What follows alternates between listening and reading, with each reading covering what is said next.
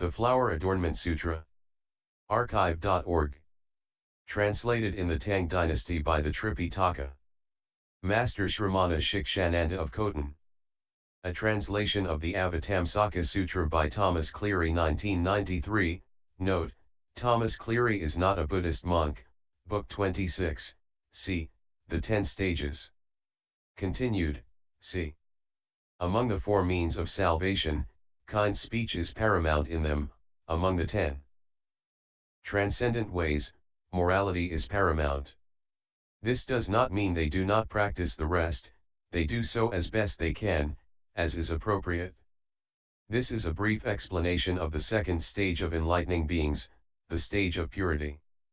Many of the enlightening beings in this stage are sovereigns, lords of 4 continents and masters of the law, competent, powerful, able to rid beings of the impurities of bad behavior, to set them on the 10 paths of virtuous conduct.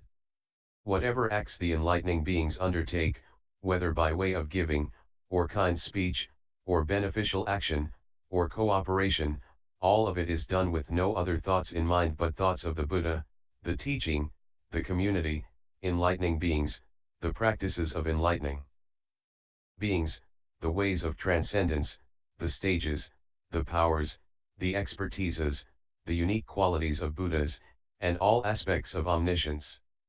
Why? To become the best of beings, unexcelled leaders and guides, and ultimately omniscient refuges. Those who seek to be thus undertake the appropriate effort, by which they give up all comforts and go forth into the teaching of Buddha. Having gone forth, in a single instant they suddenly attain 1,000 concentrations, see 1,000 Buddhas and recognize their power, shake 1,000 worlds, go to 1,000 fields, illumine 1,000 worlds, mature 1,000 beings, live for 1,000 eons, penetrate 1,000 eons past and future, contemplate 1,000 teachings, and manifest 1,000 bodies, each body manifesting a company of 1,000 enlightening beings. Then enlightening beings with superior power of commitment, by the quality of excellence of vows, transform their bodies, auras, mystic powers, vision, spheres of operation, voices, conduct, adornments, power, resolutions, and performances in countless ways. Then Diamond Matrix spoke these verses explaining the meaning of this stage. They are gentle, honest, mild, capable, of goodwill, docile, unalloyed, unattached, of lofty awareness, with breadth of mind they enter the 2nd stage. Here, they are bearers of virtue, imbued with good. Avoiding the taking of life, their minds are free from viciousness.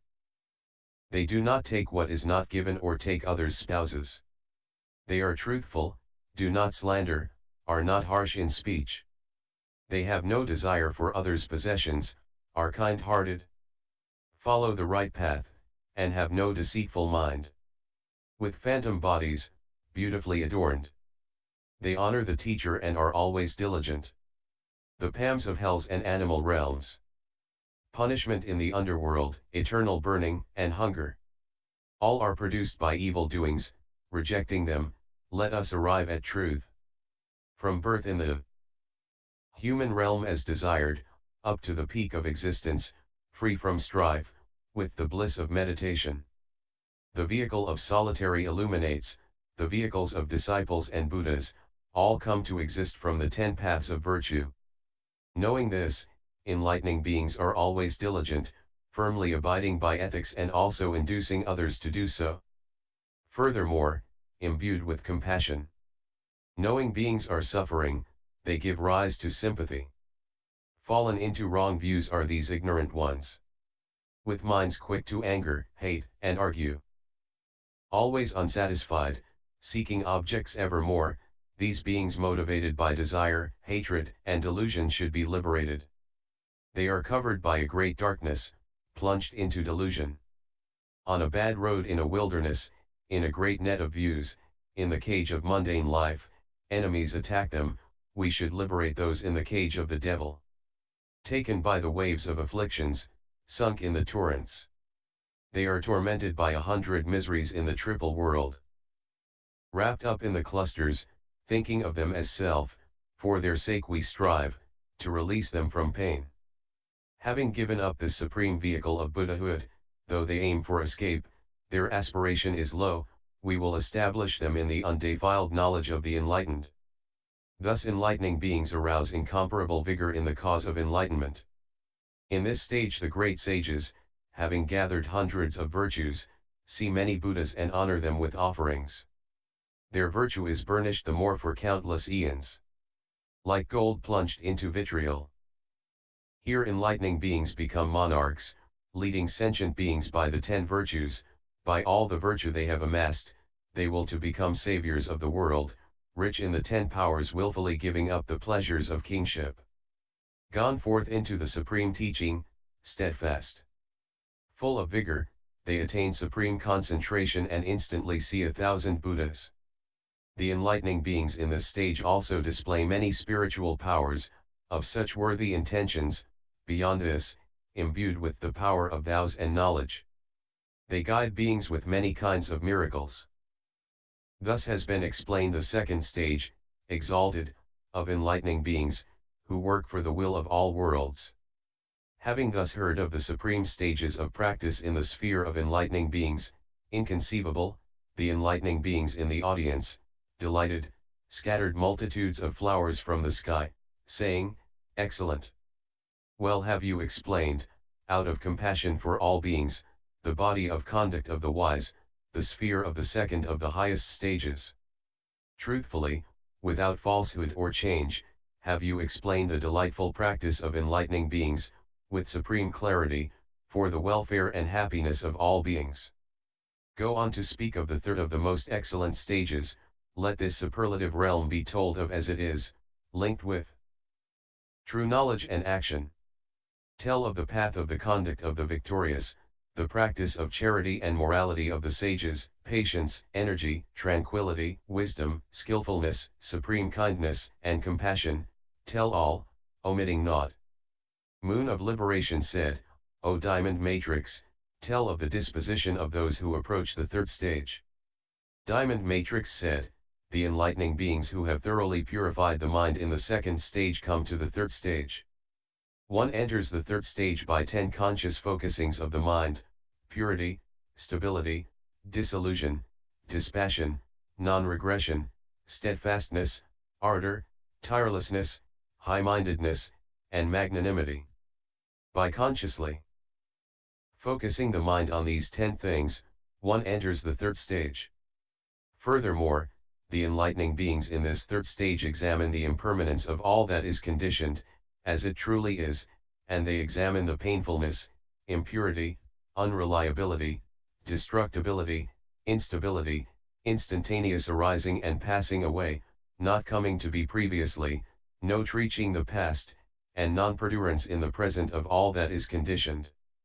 Seeing all conditioned things in this way, the enlightening beings, seeing themselves without refuge, without protection, in grief, sadness, distress, bound by likes and dislikes, with much suffering, dejection, and turmoil, without resources, burned by the fires of lust, hatred, and delusion, filled with many diseases, cause their minds to be more and more liberated from all conditioned things and direct their minds toward enlightened knowledge.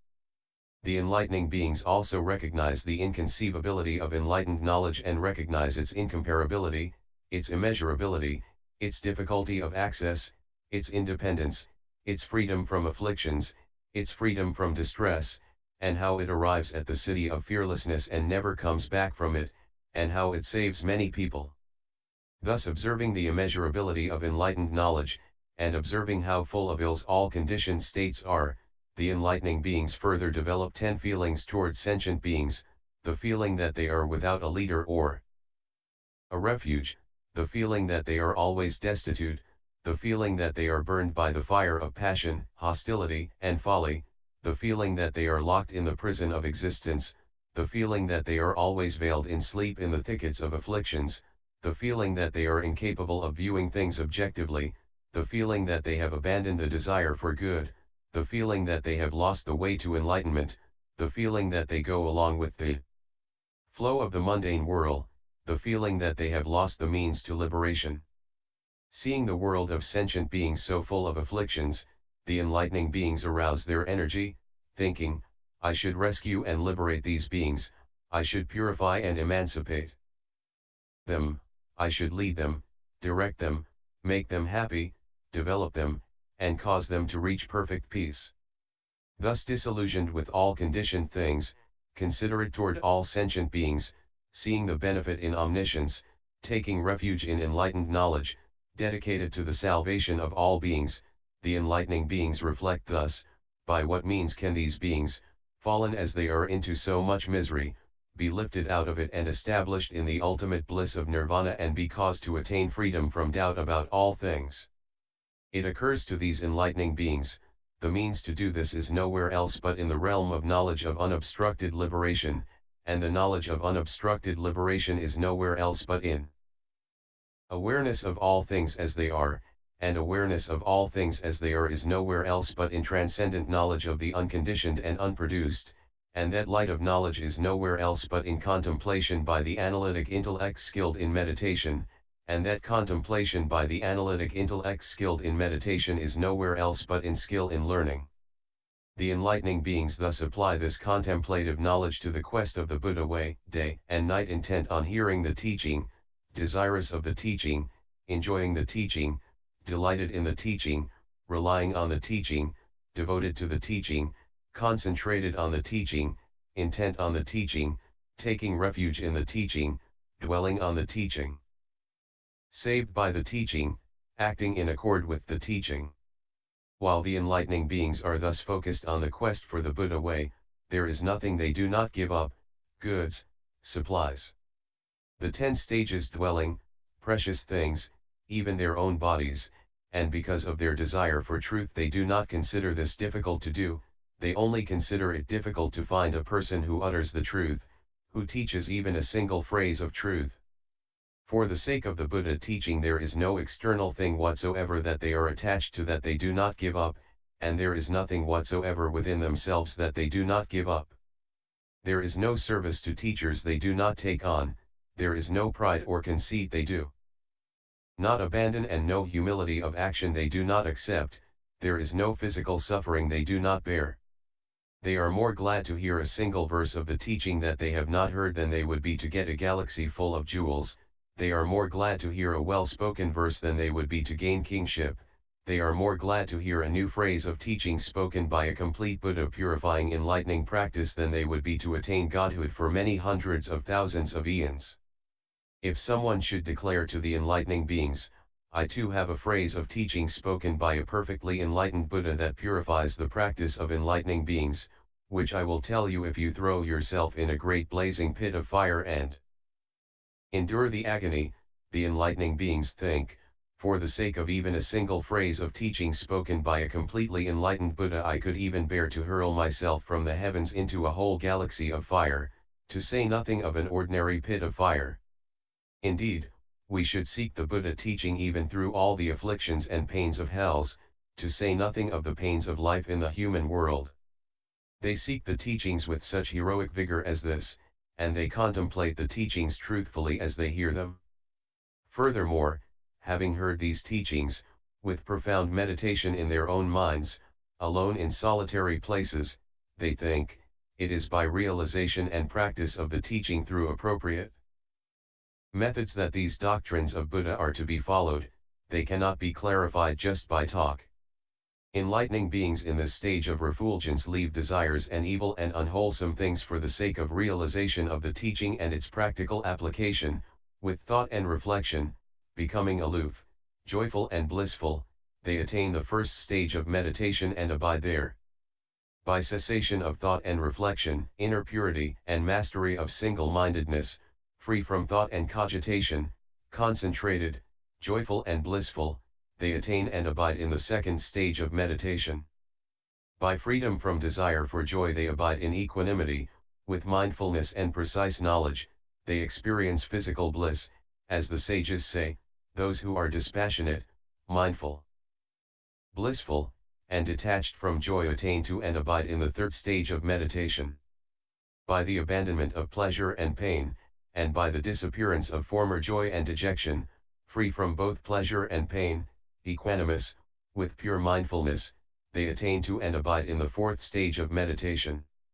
Flower ornament scripture by transcendence of all perceptions of form, by disappearance of all perceptions of objects, by not placing the attention on various perceptions, they attain to and abide in the realm of infinity of space, aware of infinite space. Totally transcending the realm of infinity of space, they attain to and abide in the realm of infinity of consciousness, aware of boundless consciousness. By totally transcending the realm of infinity of consciousness, they attain to and abide in the realm of nothingness, aware of the absence of anything at all. Totally transcending the realm of nothingness, they attain to and abide in the realm of neither perception nor non-perception. This is done on a basis not of enjoyment, but only for the purpose of accomplishment of practical application of the teaching. With minds imbued with kindness, broad-minded, magnanimous, non-dualistic, immeasurable, free from hostility and enmity, unobstructed, unafflicted, extending everywhere, they travel to the farthest reaches of the cosmos, reaching all worlds throughout space. In the same way, with minds imbued with compassion, joy, and equanimity, broad-minded, magnanimous, non-dualistic, without hostility or enmity, without obstruction or affliction, reaching everywhere, they roam throughout the cosmos, to all worlds in space. They experience many kinds of miraculous actions, even shaking the earth. Being one, they become multiple, and having become multiple, they become one.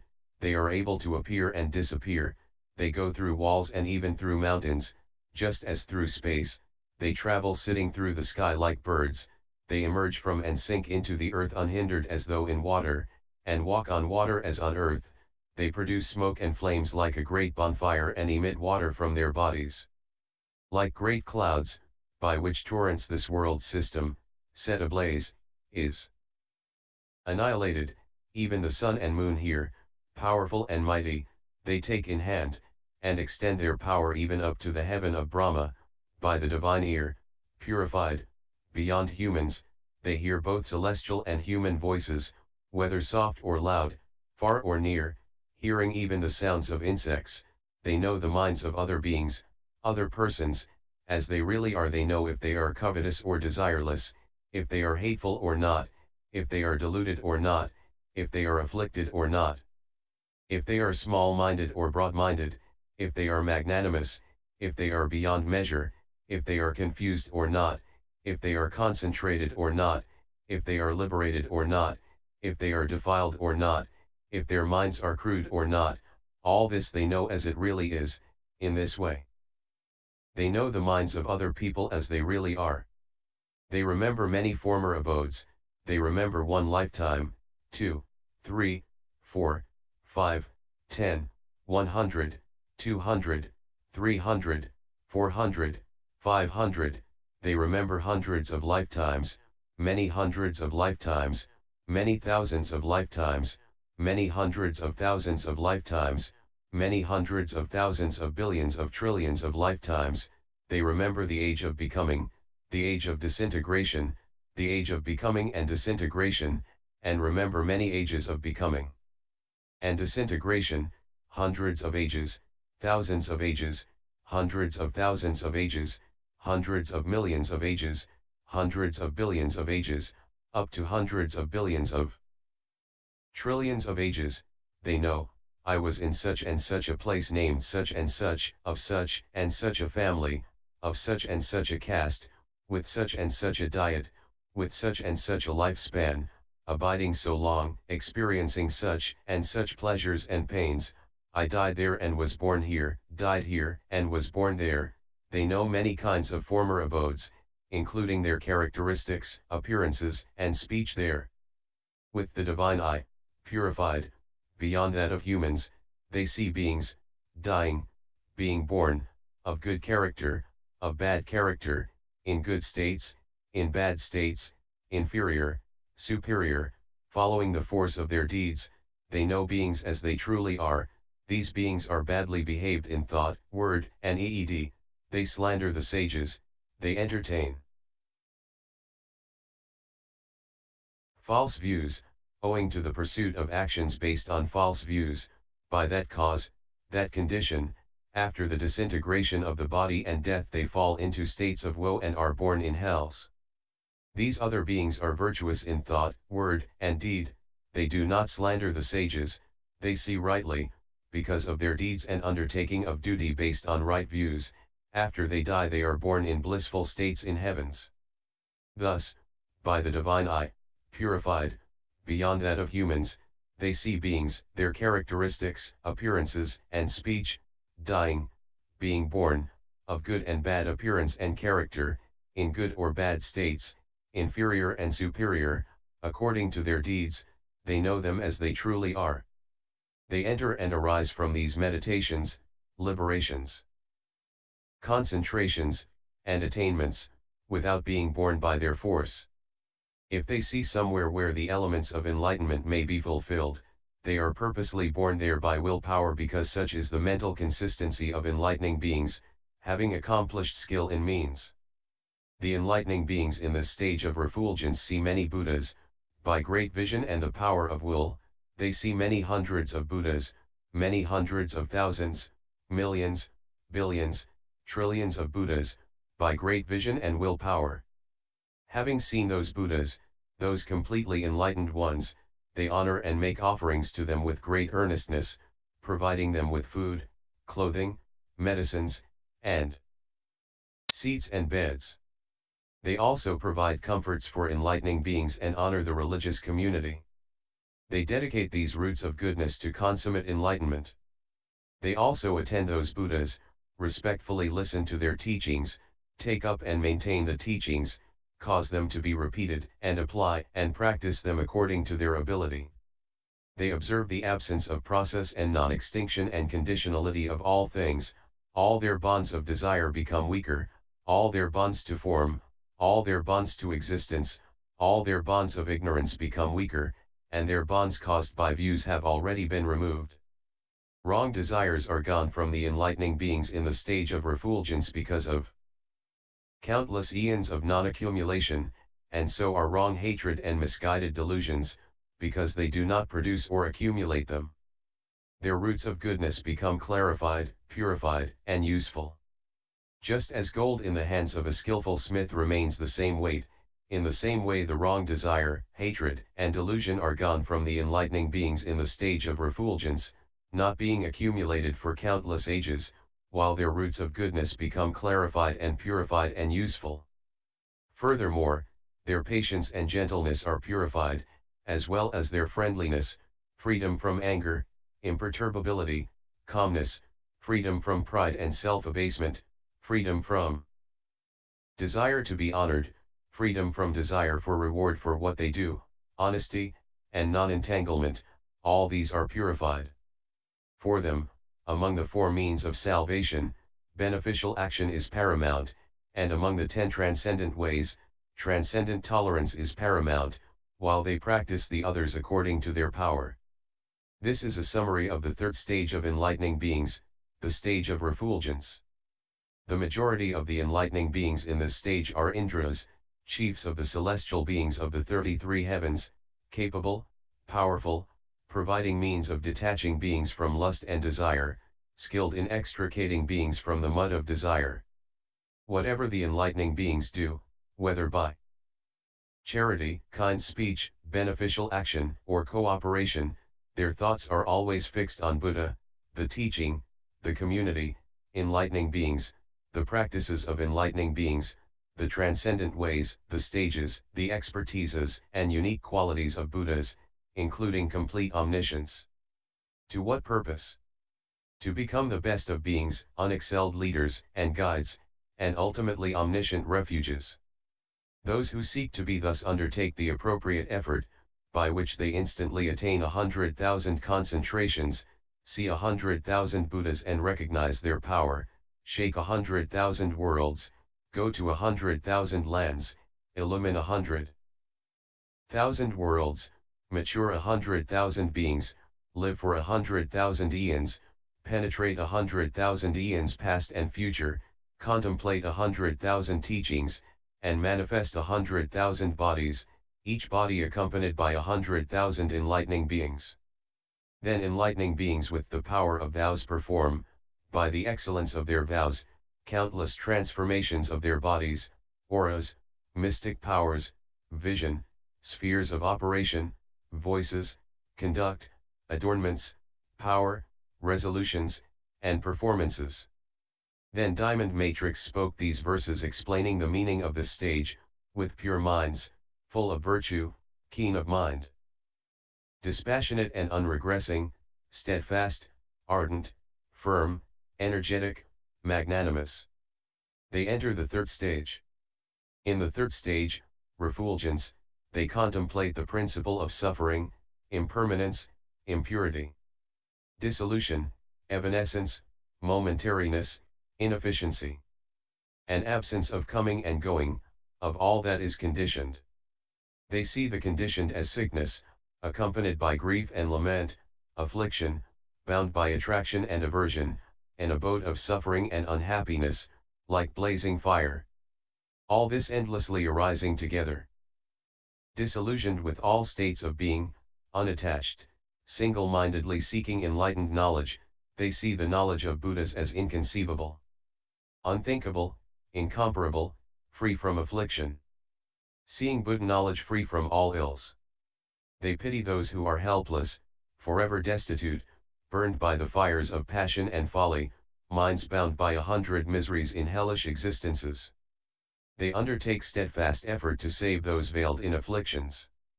Those who are without insight, who have little will, who are deprived of the jewel of the way of enlightenment, following the flow of the mundane whirl, afraid of liberation. Seeking knowledge, unattached, acting for the sake of the world, they consider how the liberation of the world may be caused. It is nowhere but in the unobstructed knowledge of the enlightened, and the endless knowledge of Buddhas is born of wisdom. Reflecting that wisdom comes from learning, enlightening beings strive diligently as learners, day and night, in the cause of learning, doing nothing else. They seek the truth as the ultimate goal. Collections of jewels and pearls, beloved relatives, sovereignty, endless kinds of cities and fine abodes, spouses and children, agreeable companions, all they relinquish without attachment for the sake of truth. Head, hands, feet, eyes, flesh, tongue, teeth, ears, heart, blood, bones, marrow. They gladly give away, not considering it hard, only considering it hard to get to hear the truth. If someone should tell them he would give a jewel of the Buddha's teaching to anyone who would jump into a blazing fire, they would jump in without anxiety. For a single phrase of the teaching they would leap from the heavens into a galaxy of fire. How hard is tin supreme enlightenment of Buddhas to attain? That is gained by such human suffering? They would endure the unremitting pains of hell for as long as it takes to attain the knowledge of the seers. To say nothing of the mass of pain of the human world, they will accept pain for the sake of the supreme teaching. And having heard the teaching, they think about it reasonably and accomplish the 4 meditations, immeasurable minds, formless trances, and 5 supreme mystic knowledges. But, having mastered them, are not born under their sway. Here the bearers of virtue pay honor to myriad Buddhas and with doubt-free minds listen to the teaching. In this stage they become free from error, purified, like gold freed from dross, undiminished. Here the virtuous ones undertake celestial lordship. Powerful, free from lust. Making manifold groups of people virtuous and dispassionate. Intent on seeking the qualities of Buddhahood. Here enlightening beings undertake vigorous effort, having attained a full 100,000 concentrations. They see Buddha's body's various eminent characteristics, and infinitely more qualities, by superlative will. This has been an explanation of the third stage of enlightening beings, who seek benefit for all people. Thus having heard of this far-reaching practice, this lofty, eminent stage, the enlightening beings were delighted and showered the Buddha with flowers. When this teaching was spoken, the oceans and earth trembled. Beautiful devoted goddesses reveled in the teaching in song, while the gods, overjoyed, showered heavenly jewels on the Buddha and said, "A victor who speaks." beneficially has arisen, having reached the ultimate will and virtue. We have now heard of the superlative way, the supreme conduct of enlightening beings, the stage of the wise, which is /10 stages hard to get to hear of even in 100 eons. Speak further, O sage, for the benefit of heaven and earth, of the excellent practice of enlightening beings. This crowd of celestials wants to hear the definitive, exhaustive truth. Moon of Liberation said to Diamond Matrix, heroic speaker, tell the enlightening beings of the exalted state of those who enter the fourth stage. Diamond Matrix said, whoever has thoroughly purified vision in the third stage enters the fourth stage. One attains this stage by 10 entries into the light of the teaching, by entry into the light. Through contemplation of the realms of beings, by entry into the light through contemplation of the realms of the world, by entry into the light through contemplation of the realms of phenomena and principles, by entry into the light through contemplation of the realm of space, by entry into the light through contemplation of the realm of consciousness, by entry into the light through contemplation of the realm of desire, by entry into the light through contemplation of the realm of form, by entry into the light through contemplation of the realm of formlessness, by entry into the light through contemplation of the realm of high-minded devotion, and by entry into the light through contemplation of the realm of inclinations of the magnanimous mind.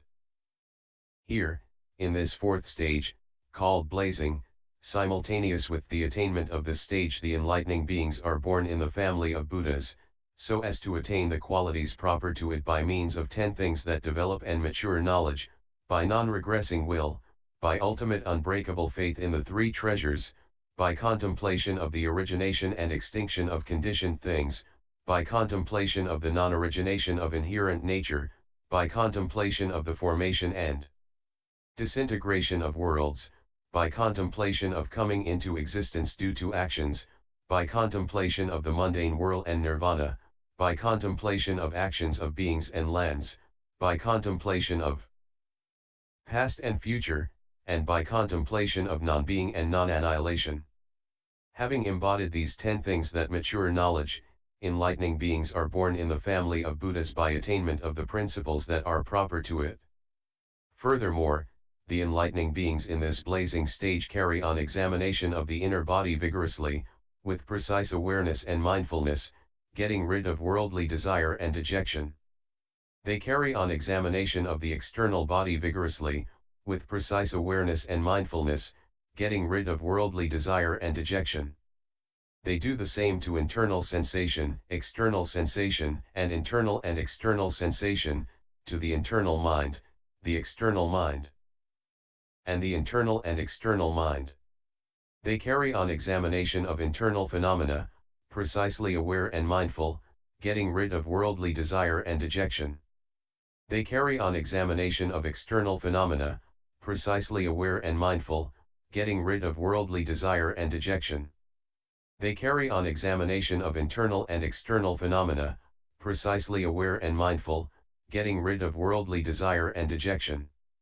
The enlightening beings will and strive for the known arising of bad and unwholesome states that have not yet arisen. They initiate vigorous effort, commanding the mind and directing it properly.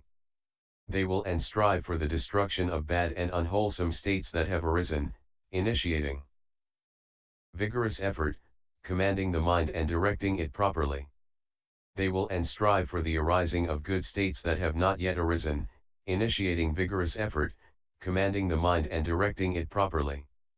They will and strive for the stabilization, prevention of loss, augmentation, increased production and cultivation, and complete fulfillment of good states that have already arisen, initiating vigorous effort, commanding the mind and directing it properly.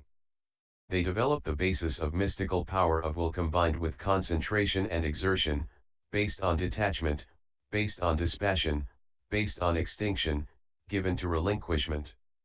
They develop the basis of mystical power of energy combined with concentration and exertion, based on detachment, based on dispassion, based on extinction, given to relinquishment. They develop the basis of mystical power of attention combined with concentration and exertion, based on detachment, based on dispassion, based on extinction, given to relinquishment. They develop the basis of mystical power of contemplation combined with concentration and exertion, based on detachment, based on dispassion, based on extinction, given to relinquishment.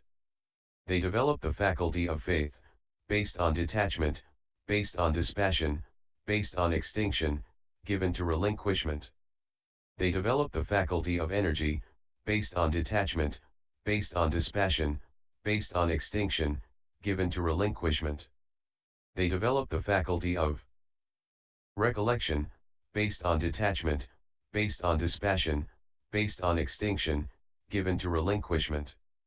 They develop the faculty of concentration, based on detachment, based on dispassion, based on extinction, given to relinquishment. They develop the faculty of wisdom, based on detachment, based on dispassion, based on extinction, given to relinquishment. They develop the power of faith, based on detachment, based on dispassion, based on extinction, given to relinquishment. They develop the power of energy, based on detachment, based on dispassion, based on extinction, given to relinquishment. They develop the power of recollection, based on detachment, based on dispassion, based on extinction, given to relinquishment. They develop the power of concentration, based on detachment, based on dispassion, based on extinction, given to relinquishment. They develop the power of wisdom, based on detachment, based on dispassion, based on extinction, given to relinquishment. They develop the branch of enlightenment of mindfulness, based on detachment, based on dispassion, based on extinction, given to relinquishment. They develop the branch of enlightenment of investigation, the 10 stages of things, based on detachment, based on dispassion, based on extinction, given to relinquishment. They develop the branch of enlightenment of energy, based on detachment, based on dispassion, based on extinction, given to relinquishment. They develop the branch of enlightenment of joy, based on detachment, based on dispassion, based on extinction, given to relinquishment. They develop the branch of enlightenment of tranquility, based on detachment, based on dispassion, based on extinction, given to relinquishment. They develop the branch of enlightenment of concentration, based on detachment, based on dispassion, based on extinction, given to relinquishment. They develop the limb of enlightenment of equanimity, based on detachment, based on dispassion, based on extinction, given to relinquishment. They develop right thought, based on detachment, based on dispassion, based on extinction, given to relinquishment. They develop right seeing, based on detachment, based on dispassion, based on extinction, given to relinquishment. They develop right speech, based on detachment, based on dispassion, based on extinction, given to relinquishment. They develop right action, based on detachment, based on dispassion, based on extinction, given to relinquishment. They develop right livelihood, based on detachment, based on dispassion, based on extinction, given to relinquishment. They develop right effort, based on detachment, based on dispassion, based on extinction, given to relinquishment. They develop right mindfulness, based on detachment, based on dispassion, based on extinction, given to relinquishment. They develop right concentration, based on detachment, based on dispassion, based on extinction, given to relinquishment. Furthermore, all this is due to concern for all beings, due to the support of carrying out past vows, due to being led by great compassion, due to realization of great kindness, due to being principally focused on omniscience, due to being engaged in the full accomplishment of the powers, expertise, unique qualities, marks, embellishments, and voice of all enlightened ones, due to being in quest of the final supreme truth, due to following what is learned of the liberation of the profound teaching of Buddhas, and due to reflection on the great power of skill in liberative means. Moreover, the enlightening beings in the stage of blazing are freed from all points of attachment, to what is considered wealth, what is considered one's own possessions, what is guarded and kept, what is thought of, what is ruminated on, what is conceived of, appearing and disappearing, aroused by attachment to the ideas of a real body, self, being, life, growth, person, personality, mental and physical clusters, elements, and sense mediums. Whatever acts should not be done, are disapproved by perfect Buddhas, and provoke affliction, the enlightening beings get rid of. Whatever acts should be done, are approved by perfect Buddhas, and are appropriate for provisions for the path of enlightenment. These the enlightening beings take on. As the enlightening beings increasingly develop the elements of the path accomplished by skill in means and wisdom for the attainment of the path, their minds accordingly become gentle, mild, workable, and altruistic, unafflicted, seeking the final ultimate excellence, seeking higher knowledge, liberating all beings, obeying and respecting their teachers, practicing the teachings as they have learned. They also become grateful and appreciative of what has been done for them, and they become extremely courageous, easy to live with, honest, gentle, uncomplicated, undeluded, free from conceit, easy to talk to, skillful in grasping the speaker's meaning. Thus the enlightening beings attain patience, self-control, and tranquility. Thus patient, controlled, and calm, they contemplate the elements of the path to purify the higher stages with unremitting vigor, unafflicted vigor, unregressing vigor, immense vigor, endless vigor, blazing vigor, unequaled vigor, invincible vigor, vigor in developing all beings to maturity, vigor in discerning what is instructive and what is not.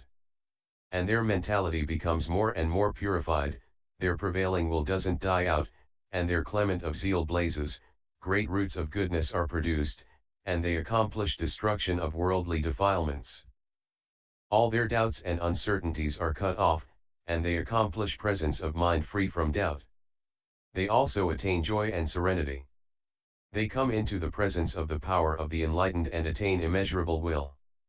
To the enlightening beings in this stage of blazing, many Buddhas become visible, by great vision and willpower, many hundreds of Buddhas, many thousands of Buddhas, many hundreds of thousands of Buddhas, many millions of Buddhas, many hundreds of millions of Buddhas, many billions of Buddhas, many trillions of Buddhas become visible to the enlightening beings by great vision and willpower. Having seen those enlightened ones, they honor and make offerings to them with great zeal. Providing useful items such as clothing, food and drink, bedding, seat cushions, and medicines, they also provide comforts for enlightening beings and pay honor to the religious community. These roots of goodness they dedicate to unexcelled complete perfect enlightenment. Also they attend those Buddhas and respectfully listen to their teachings, taking them up, remembering them, and putting them into practice to the best of their ability. In many cases the enlightening beings go forth from home into the tutelage of those Buddhas. Their will, purpose, devotion, and equanimity are further purified. In this stage of blazing the enlightening beings abide in purity of will, purpose, devotion, and equanimity for many eons, many hundreds and thousands, and millions and billions and trillions of eons, and their roots of goodness become radiant with extreme clarity.